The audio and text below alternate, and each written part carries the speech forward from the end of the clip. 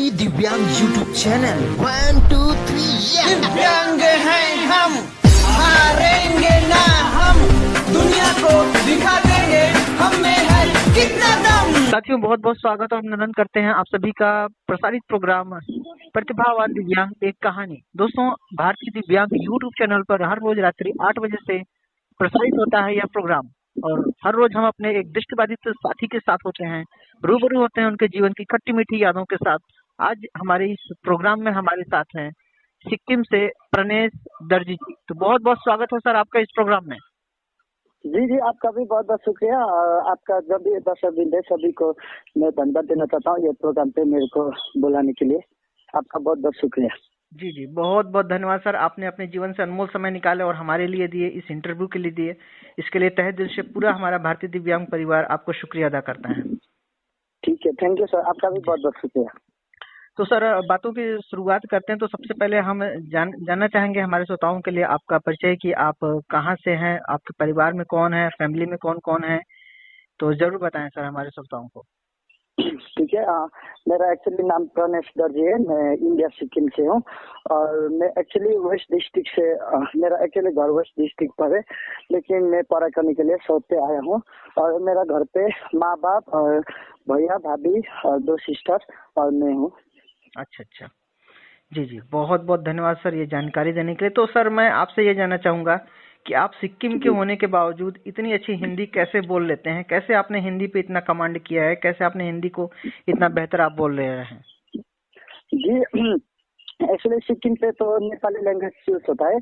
तो हाँ, हिंदी मेरे को पहले ज्यादा नहीं आता था, अभी भी ज्यादा एक्चुअल परफेक्ट तो नहीं बोल पाता हूँ, लेकिन थोड़ा थोड़ा मैं बोल पाता हूँ, क्योंकि ये लॉकडाउन पे मैंने बहुत सारा हिंदी ग्रुप पे ज्वाइन किया व्हाट्सएप का, और उसी से मैं बोलने की प्रैक्टिस की, तो इतना हुआ मेरे को इतना आया। बहुत बढ़िया। आपने बहुत सारे मतलब ग्रुप ज्वाइन किए हिंदी वाले, और वहीं से आपने ये सब सारी हिंदी जितना भी आप बोल रहे हैं, तो आपने थोड़ा थोड़ा करके वहां से सीख लिया। जी, मैंने हिंदी थोड़ा थोड़ा ग्रुप से मैंने सीखा। जी। तो प्रणेश जी, आप टोटली ब्लाइंड हैं? जी, मैं टोटली ब्लाइंड हूँ। जी। तो प्रणेश जी, जैसे कि आप टोटली ब्लाइंड हैं, और ब्लाइंड के लिए, दृष्टिबाधित के लिए ब्रेल बहुत ही इम्पोर्टेंट चीज होता है। तो हम सबसे पहले ब्रेल से बात करेंगे कि आपने ब्रेल कैसे सीखी, या प्राथमिक एजुकेशन आपने कैसे लिया, कितना परेशानी हुआ आपको प्राथमिक एजुकेशन लेने में, क्या प्रॉब्लम हुई, हमारे श्रोताओं से रूबरू कराएं। जी।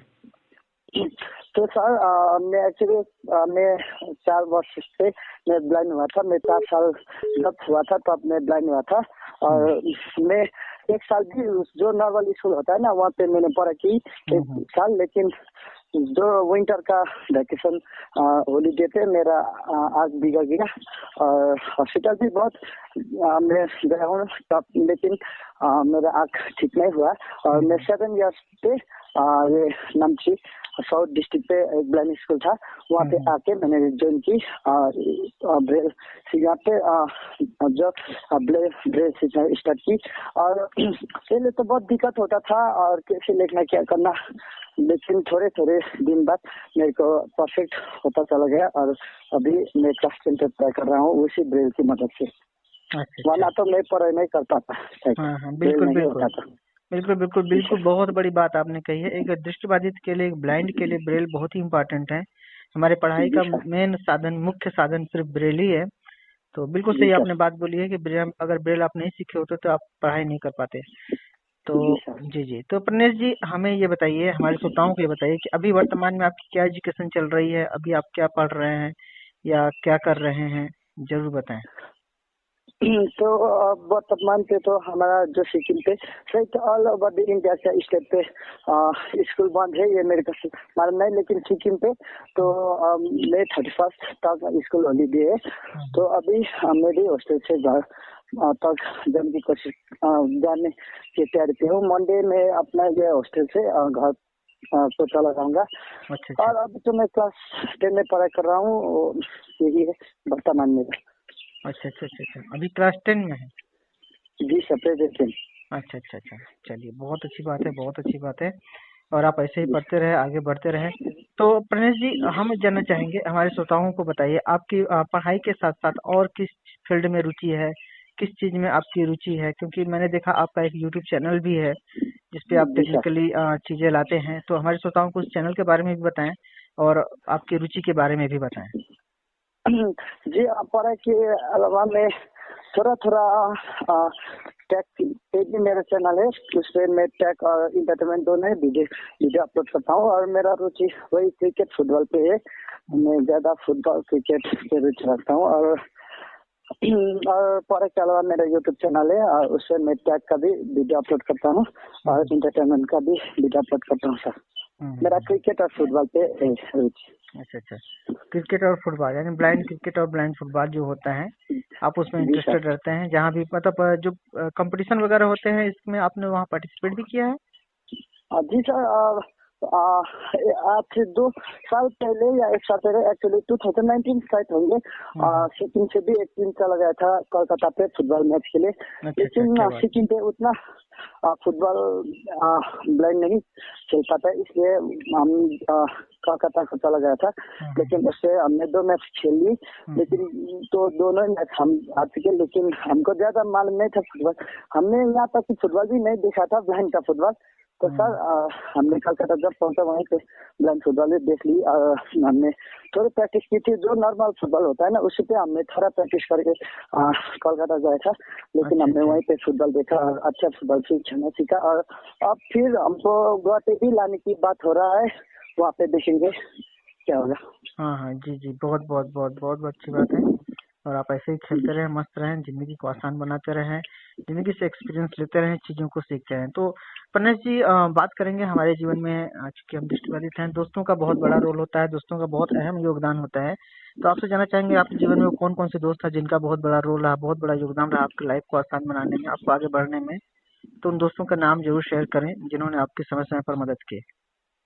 तो मेरा समस्या पे मदद करने दोस्त का नाम पहले तो एक दोस्त तो नहीं, एक भैया है, वो उसने मेरे को पढ़ाई करने के लिए ये स्कूल तक पहुंचाया।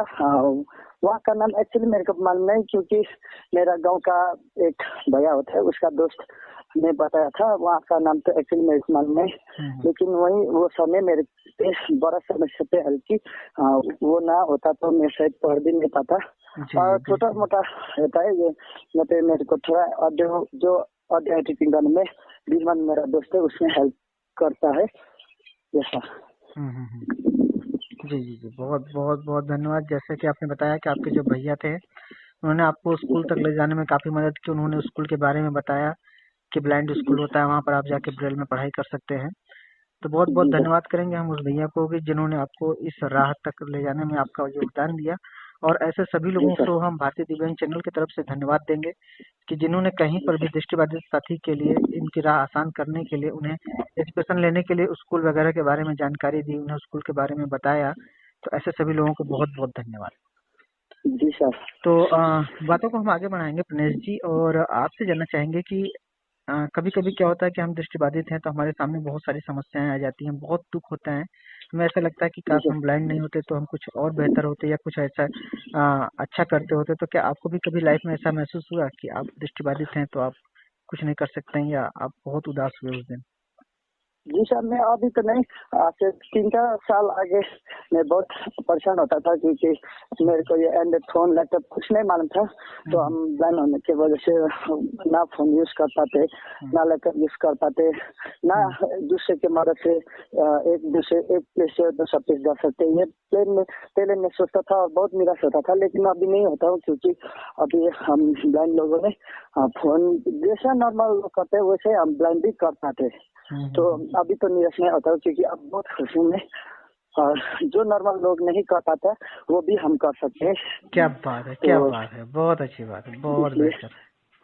तो इसलिए मैं अभी नहीं निराश होता हूँ, ब्लाइंड होने से मेरे को खुशियाँ होता है। जी जी जी, तो यानी आपने बताया कि जैसे 3-4 साल 5 साल पहले जब तक टेक्नोलॉजी बहुत इतना एडवांस नहीं थी, टेक्नोलॉजी इतना आगे नहीं था, तो आप मोबाइल फोन वगैरह नहीं यूज कर पाते थे या आना जाना के लिए बहुत सारे प्रॉब्लम होते थे, तो आप उस समय उदास होते थे कि यार काश मैं भी मोबाइल यूज कर पाता या काश मैं भी कहीं आसानी से कहीं चला जाता। इस सब बातों को लेकर आप उदास रहते थे। जी सर। तो अभी नहीं बताओ। जी जी पन्नेश जी, तो जैसे कि आपने बताया आप उदास रहते थे, मतलब आपके जीवन में अंधेरा महसूस होता था, आपको कुछ भी अच्छा नहीं लगता था, लेकिन प्रणेश जी, जीवन की जो राह होती है धीरे धीरे, कभी कहते हैं ना, कभी खुशी कभी गम, तो जब गम होता है उसके बाद खुशियां भी आती हैं। तो आपके जीवन में वो खुशियां कब आई जब आप बहुत खुश हुए, आपको ऐसा लगा पूरी दुनिया आपकी मुट्ठी में है, आप उस दिन बहुत खुश रहे? हमारे श्रोताओं से जरूर शेयर करें।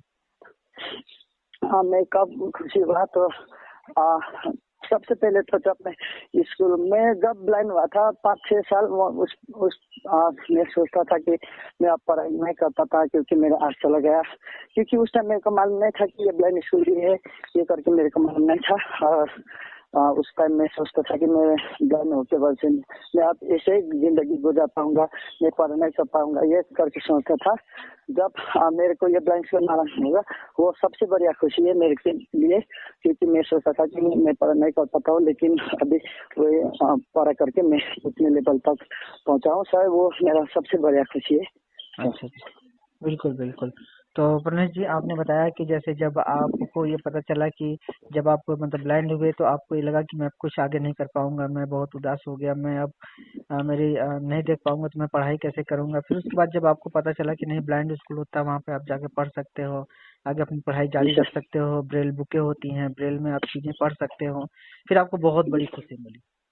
जी सर। जी जी, तो बहुत बड़ी बात है, बहुत बड़ी बात है। और एक दृष्टिबाधित एक ब्लाइंड के लिए वास्तव में ये सबसे बड़ी खुशी है कि जब उसे ये पता चल जाता है कि उसके जीवन में पढ़ाई कर सकता है, वो पढ़ाई कर सकता है, ब्रेल के माध्यम से वो उसका जीवन आसान हो सकता है, ब्रेल के जी द्वारा वह सर। कोई भी एजुकेशन, कोई भी शिक्षा ग्रहण कर सकता है और कोई भी गवर्नमेंट जॉब वगैरह वो प्राप्त कर सकता है। सच में वास्तव में ये एक खुशी है, और इस खुशी को जी आपने सर। साझा किया हम सभी के साथ, बहुत अच्छा लगा, बहुत बहुत धन्यवाद। ठीक है सर।